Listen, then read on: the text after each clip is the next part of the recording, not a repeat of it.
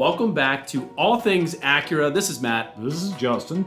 And welcome back to another episode. Hopefully you guys stay tuned for the last one because we had a special guest on last time. Yeah, if you didn't catch Judd going over his talking about his Integra, that was a real treat. And yeah.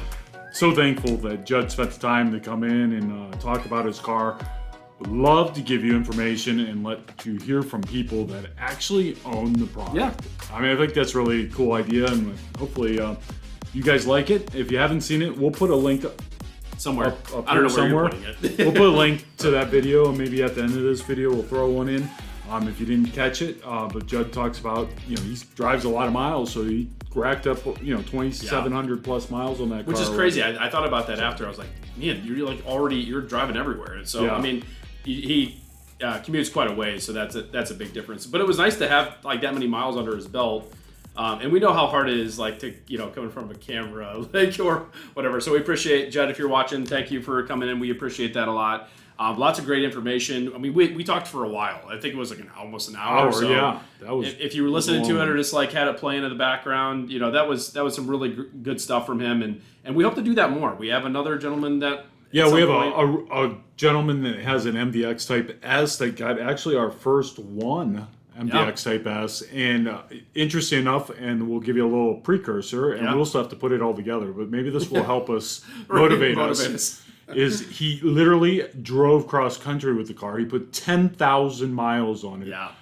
So we'll get him in here. We'll have him share his thoughts. And he went around the country, literally. Literally around the country in an MDX Type S. Probably the only person on the planet that's done that so far. Right. We'll get him in here. Super nice guy. Honda Acura owner for life. Mm-hmm. He's got a really cool picture we'll share with you from when he bought his first Honda years ago. And now we have to do it. Now we have to do it. Now we have just committed ourselves. Right. But earlier this week, Acura announced something pretty big, and it was kind of a surprise to all of us. We woke up Monday. Literally woke up. Was it Monday? No, it was Saturday. Because Friday is when it was Friday when I saw the article. Yeah, Friday they announced that they're going to make a TLX Type S PMC edition, and probably a lot of you guys have already heard this. So we just wanted to kind of touch on that subject. We were as surprised as anybody. Yeah, like literally surprised. If you heard Matt talking about it, he was surprised. I usually get excited about that kind of stuff, and it's kind of, it just goes to show you guys that we don't always know stuff ahead of time, and we will try to get information out to you guys, but it just goes to show you that a lot of times the consumers hear the same time that we do, maybe within a few hours in some cases. Yeah, I don't know that Acura ever even hinted to the fact that this was going to happen, and there's no way, without them telling us anything, there's no way to know. And, I always look back and always wonder, well, we have a lot of these people waiting for these Type S's already, in the system, on order, and then Acura comes out and tells us this. And I think a lot of those customers probably look back and go, boy, I wish I would have known that. And it's like, we don't know. I mean, they don't tell us. That's a great point. Yeah, I see. Yeah.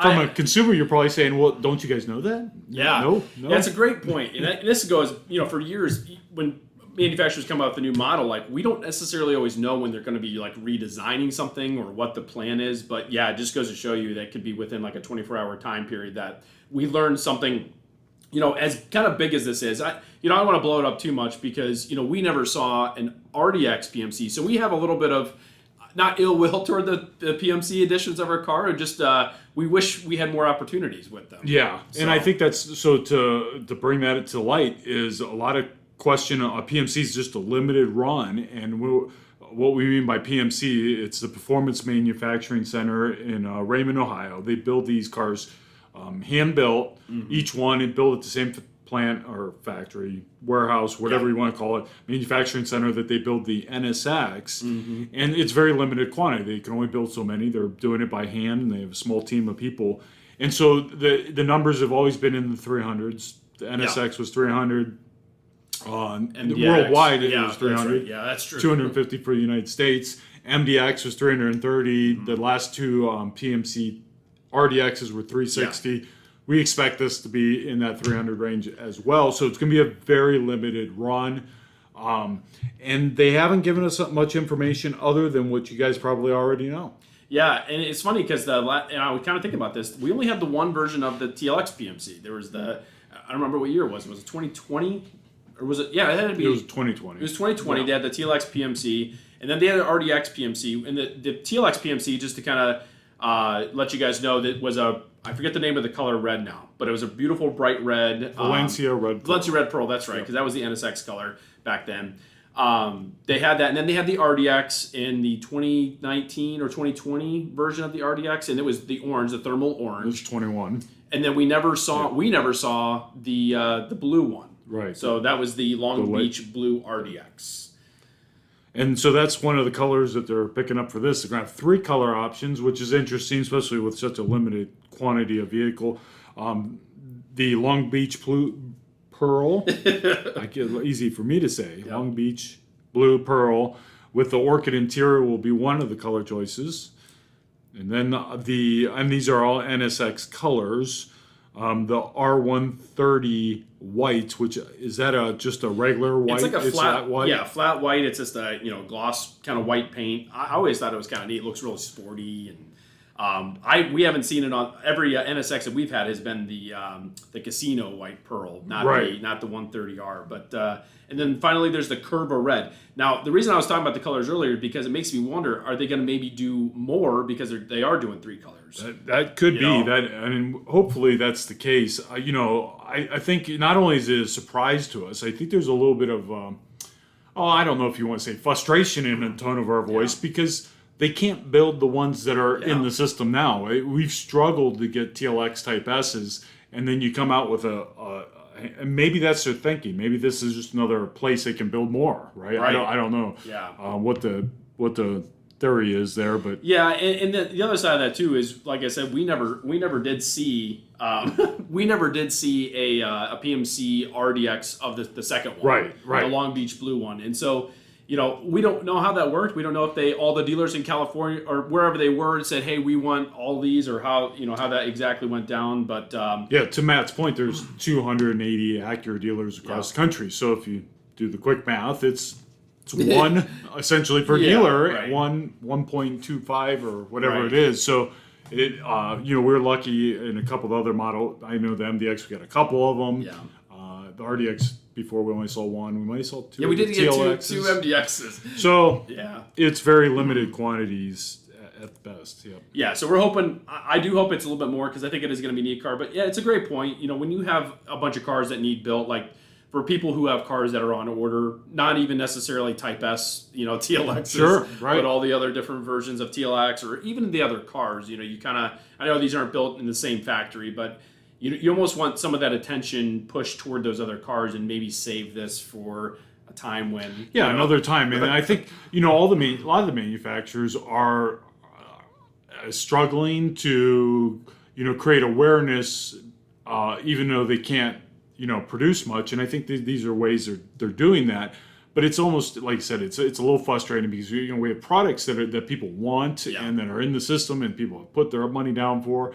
And they're not coming, and then they say, well, we're going to also build these. And that just complicates the whole mix, right? Right, yeah. And who knows? They are built in different factories, so maybe they kind of, march to the beat of their own drum at that factory. They found different pieces, parts. But I guess if there's only 300 or what have you of them, there won't be much. There won't be a whole. They're not stealing a whole lot of production. Yeah, so careful about going and just putting a deposit, going to your dealer. Yeah, so we don't know when these are going to be available to order.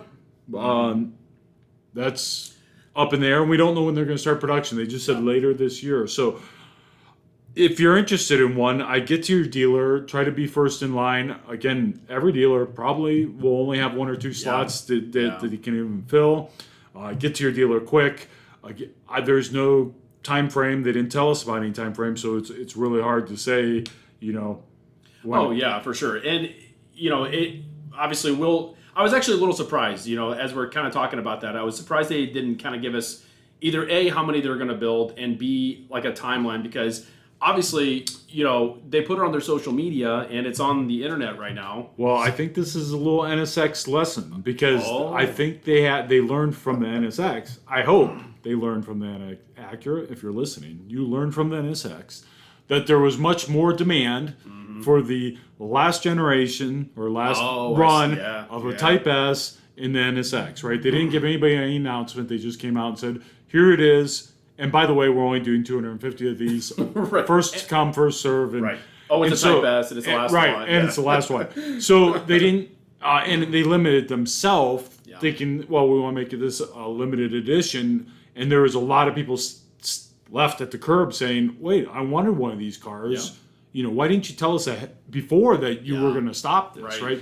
And I think, you know, it kind of feeds in point to, you know, people say, well, the NSX sales were poor over the years. Well, A, they could have came out with a Type S beforehand, right? Exactly. And B, they could have said, you know, hey, what, you know, next year or you know, this is going to end in XYZ. Yep. To give those people the opportunity to get one of those cars if they wanted one, rather than just coming out and saying, okay, this is it, last shot. It's almost like they tried to make it too exclusive. Yeah. You know, I get it. I know sales were down, but they didn't change the car that much. You know, that was part of the thing is that people were really excited about it, but then all of a sudden people realized, okay, well, you know, their car's not really changing much. I wish they had more power. You know, whatever the case might have been, they just didn't really do enough to, you know, in my opinion, to sell that car over the course of the past 4 years, basically. So, but off of that little bit of a tirade in terms of, we'll tell you a little bit more about the car, you know, give you an idea of what it's going to be. There's obviously pictures online. I'm sure, Justin, you'll put a picture of it as we're talking about it here. Yeah, for those of you watching, we'll put some pictures That's up. right, yeah. Those of you watching, I always forget that we're just talking sometimes to people's ears. But yeah, it's a hand-built car, which I know we mentioned in the beginning there. Some neat things that they're going to do, and they did this with the other PMCs as well. It has the Berlina black painted roof. I always thought that looks really cool. Like the whole roof is black, so it kind of gives it a little bit different flair.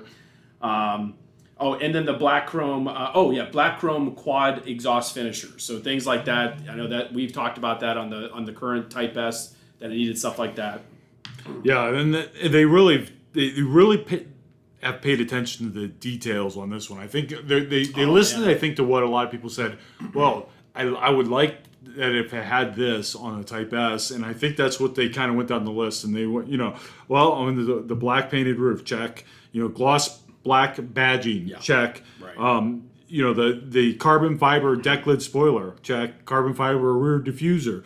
Those are accessories, by the way, that you can get on a regular Type S, which they're just including in this car. Carbon fiber interior trim panels. That was a popular accessory item for the other one as well. Oh, I didn't realize it. Okay, yeah. Making that on there, good. So and they've included, though I guess the only real option is you do get the flat bottom steering wheel that is heated. So if you're going to drive this car in the wintertime, which is a weird option.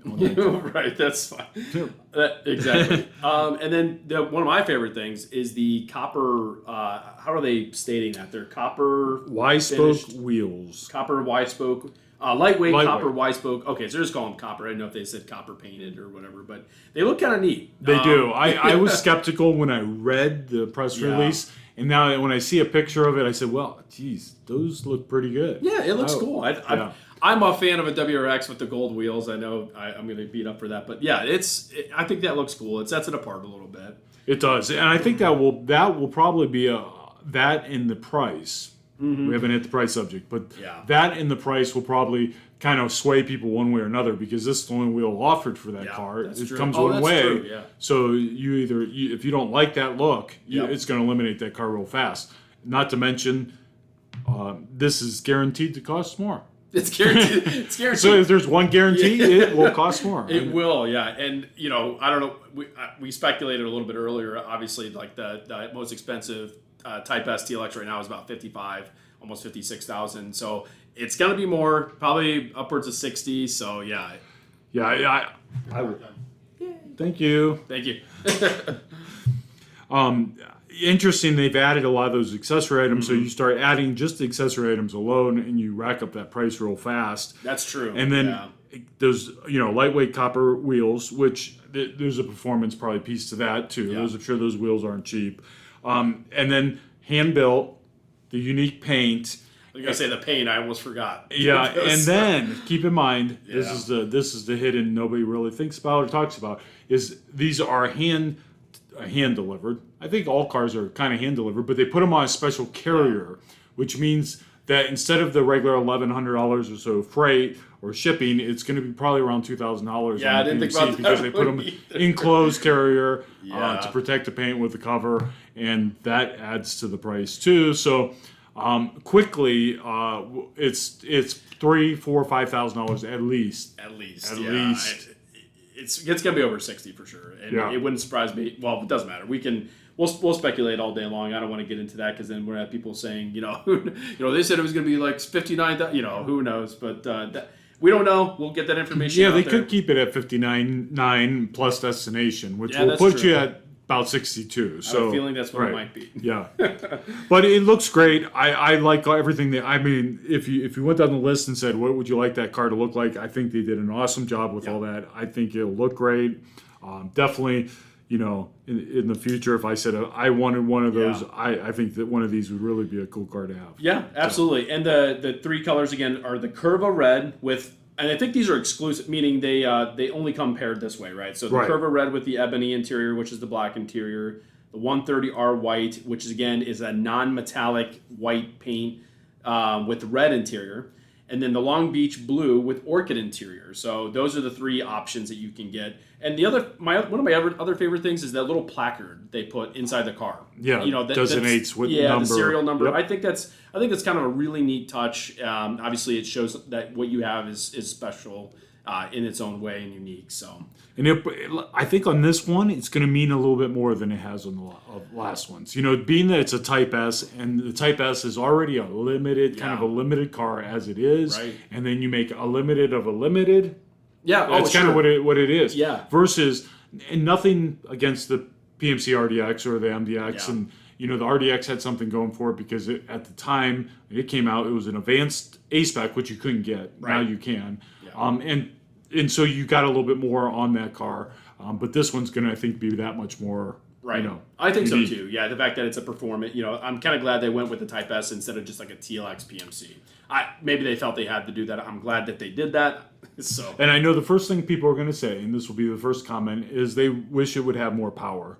So the PMC edition is really more of an appearance edition, and really about the build quality being hand built and paint quality. Yeah. It's not about a performance upgrade. Right. So, and I know that will come up. Right. Yeah, and not to mention Type S really doesn't necessarily mean performance in Acura world. It's kind of like the cross between performance and comfort and luxury. So that's more, Type R in Acura world means more like race kind of stuff. So anyway, I just want to throw that out there because that kind of leads us into our next little thing, which is some of the comments. But is there anything more? I don't think we missed anything. I don't think so. Yeah, if you guys have questions on that, obviously, ask your dealer.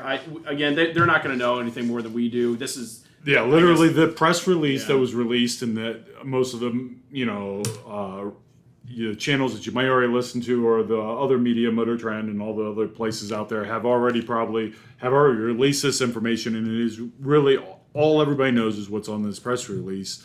They have not come to the dealer and said anything more, and they have not come to the medium and said anything more. So, so we'll stay tuned. We'll keep you posted on what we know about that. If you are interested, get with your dealer because, like I said, it's going to be very limited. Yeah, it doesn't hurt to try to put your name on like a pseudo list. Yeah. If they have something that they can put together that says, okay, at least we know. That way, as soon as the time comes, they can put that. And they might just ask the dealer, do you want your PMC? A lot of times that's what they do. Do you want your PMC unit or 2 units you've earned, whatever? Mm-hmm. And we only have a day or two turnaround to get that back to them with what we want. In most cases, it was one car. This case, it could be 3 different ones. So I have a feeling there's going to be more than just 300. So maybe they're going to make 300 per color. Yeah. Let's hope.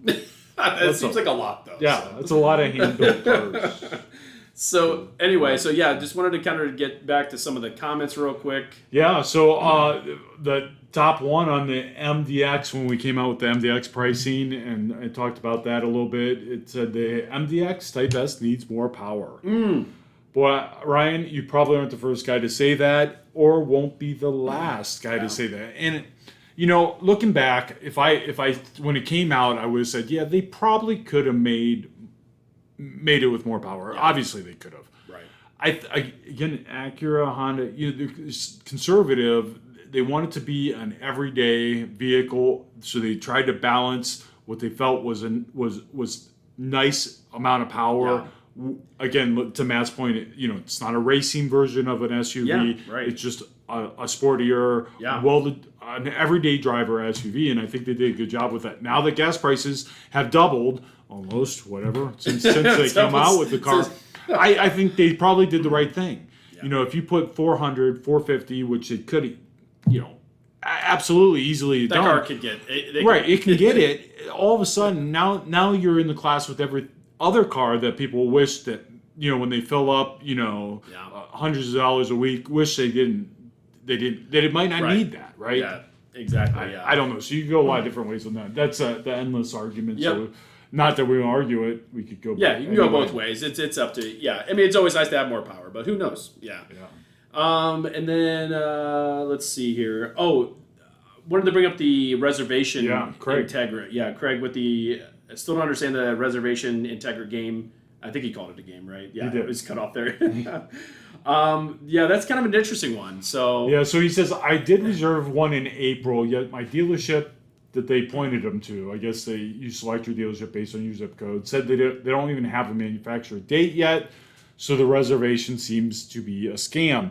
So there is probably a vehicle in the system for you. The unfortunate part right now, Craig, I'm sorry, is that we do not have dates on a lot of vehicles. And even if they do put a date, they don't know if that's the date. And that's just the way it is. That's the way it goes right now. Unfortunately, we don't want to be the bearer of bad news, but what we know is that we don't know a lot. We have a list of Integras, and they don't have dates on them. Yep. So we have a couple with dates, and everything else doesn't have a date. And it really, I think it's just they've been guessing for a long time. They don't know supplies. They don't know availability of things. So you probably do have a car in the system. You're probably right in saying that there isn't a date. And to be fair to that dealer, if I had a date, I'd probably speculate on just a roundabout time because they've been moving the dates. Yeah, right? they're moving the goalposts on us.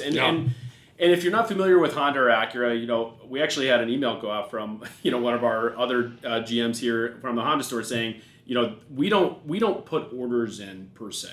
We don't say, hey, here's the car, you guys build it now. Right, we fulfill the orders with availability of product, right? Exactly. So, again, there could be a car sitting in there, but it doesn't, there's no specific time. Right. We can mark it sold, we can put your name on it, we can do all that kind of stuff. But beyond that, I don't know. Hopefully the dealer does have a car in the system for you. Being that you put it in the reserve tool, I'm fairly confident that or at least our zone office and have called us back many times to make sure all those orders are in the system and that there is a vehicle waiting to be produced. Right. It's something I know you do a really good job of staying on top of that, Justin, and it's challenging. Do you want Whirlwind? Well, yeah, that's what it was. Oh man, said more expensive, no touchscreen, no hybrid, lackluster power, not an appealing choice. And I think he's talking about the 22 MDX or 23 MDX. Yeah, because I think that's what we were talking about the pricing on that. Yeah. It is more expensive. I'm not sure. What do you mean more expensive than what? I guess it's maybe more expensive since it's come out and they've increased the price. But I don't know if it's more expensive than its competitors. And I get the next part. I wanted to talk about this one, the no touchscreen. Acura's touchpad is fine. It works really well. And you won't even notice that you have a touchscreen. I think it's fine. I like the way the touchpad, again, go back to, it's different. Yeah. And I think so many, our devices, people are just used to the devices and they're all touchscreen. Yeah. And someday they won't be, and someday that someone will come out with what's next, and you won't like what's next, and eventually what's next will be the normal. Right. And not that the touchpad will be next. I would argue that Acura should fall back on their sword a little bit and make both the touchpad and the touchscreen. Yeah. But they're not listening to me. They're going to do what they want to do. But that's right. But it is just different. Once you have it and you get used to it. I don't have any desire to have a touchscreen at any moment. Yeah, but no, I don't think it. And the only reason I bring that up because I think we get that. That always seems to be one of these little pain points when people are looking at our cars. you have to show them, hey, it has this touchpad, and they have maybe they've had a bad experience with a different car's touchpad, which there are some other ones out there that are not that good. I've used them. This one works really well. It's exactly what you think it is. And I always love the reviewers, like, no one showed them how to use it, so they're like, oh, this is confusing. I'm like, well, it's really not. So every time I get in a car with someone, I just do things real quick to show them it's not something that takes a long time to learn. Right. And this was the same, like, I know you can go back and you can really dive into all the things that, the quirky things, but it's the gear select buttons. I think the Acura ones are, and really Honda, because they've incorporated a lot of them, are unbelievably intuitive compared to the cars I get into. Absolutely. Hello, Mercedes and BMW. I mean, if you drive one every day, you're used to it. But there's nothing intuitive about it. They don't make sense. Right. Is this foreshadowing for a future? They don't make sense to anybody. So certainly having a big button with a D on it is clearly easy, and a big P button is way easier than trying to figure out which way you got to pull the lever and slide it over and move it up and push the button. Right. That's not easy. Belly, right. So we can pick on all those things until you get used to them, and then you're like, wow, that works good. Yep, works good. And absolutely, it works great. Lackluster power, no hybrid. I don't disagree on the hybrid power. Back to the fuel economy subject. Again, I think the MDX has more than enough power, given the fact where we're at with fuel economy. Yep. I almost look back and say, well, we're looking at the Consumer Reports list, and the top vehicle, one of the top vehicles on that list was the GMC Arcadia. We'll dodge that subject another day. Right. Not that we think it should be the Acura, but the GMC Arcadia in luxury vehicles. And it comes standard with a 4-cylinder as the standard power plant at 228 horsepower. Yeah. So I think the MDX is quite a bit of power that they're offering for it's in its class. Yeah. Without bowing down to the 4-cylinder that most manufacturers. And if you want more power, get the Type S. And get the Type if S. That's what he's, And the hybrid thing is interesting. Obviously, we had the hybrids, and I'm sure we've touched on this a million times. It's funny, over the past 5 or 6 months, we've had more people come in. You guys don't make a hybrid? Well, no, we don't make a hybrid at the moment. Who knows? But people really poo-pooed the hybrid. Oh, yeah.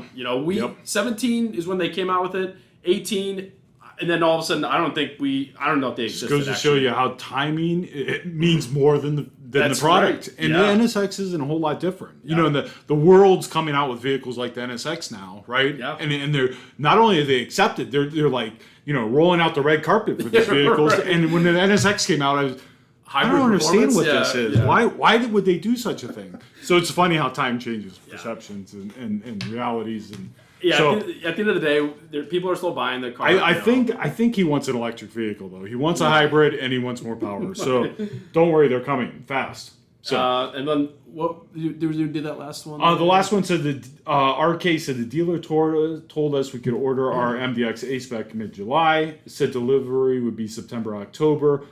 Will the 23 MDX A-Spec have similar price increase as the technology package?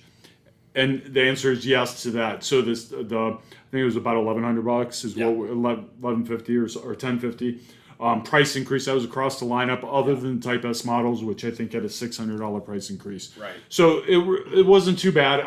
I know nobody likes a price increase. It's a $60,000 product. They added $1,000 to. It's not the same as the gas at the gas pump. Right. Where it's doubled. So it's gone up a little bit, not as much as what we thought.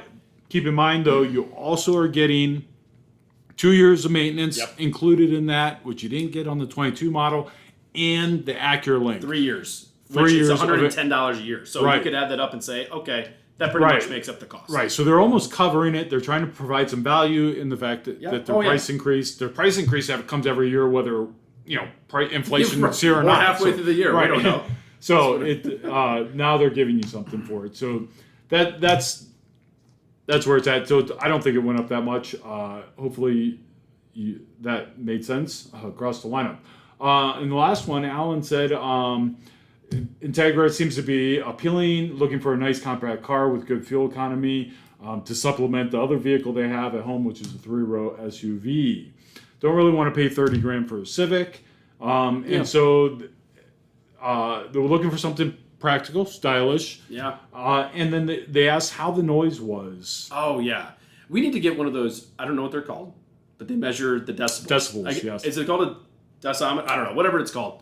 We'll look one up and we'll buy one. We'll get one so we can take with us. And yeah, I would. But from my perspective, I think it was quiet. I do too. For a small you do get a little bit of that throaty exhaust noise. Yeah, and not in a bad way. No, it's like kind of in the background. But it's a sporting noise from that. Yeah. I don't think road noise is.